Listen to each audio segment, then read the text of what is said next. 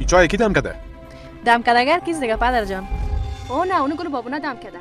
گمش که زیاد گپ نزن. ای فازی گلاس میشه اگه ندم ریت میزدمش. این چای یا شاشه و اشتک کدم کنی. شاخ کشیدیم که سلام سلام میکنی قربان شاخ چاو. بخی برکم شو که در کوچه زنگ است. خوش آمدین سر. سیادتان خوب خیر خیریت بفرمایید. سلام خوبستی؟ علیکم. بسیار زیاد تشکر. فکر کنم که در مکریان نو اومدین چطور؟ حتما هم سایه ما شدین. پیشترکا که آمدم در زیر بلاک دیدم یک موتر کوچ بار آمده بود. نه بیادر جان، ما مکرویان بسیار دور هستیم. ما در اصل آمدیم که پدر فیصل جان خودت بگو دیگه. مثلا صاحب که ما یک بچه داریم. او در پانتون است. ورزشکار است. خوب و علمی کار محترم است. و ناگفته نمانه که شکر خدا کدام عمل بد نداره.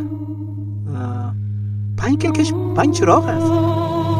دیگه امرای تمنا جان زکسن. بس. اینا بگو که بچه در دبی بیلدینگ داره. تیاره و تانک و توپ داری قربان توپ چاو.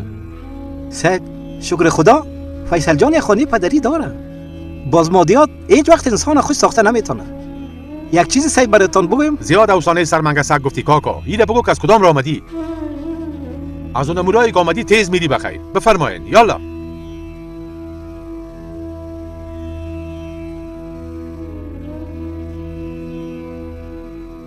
با اجازه رفتیم دیگه. من میگم تو بری که بعد از دان سرنای بره. برو بخیر. تمنا.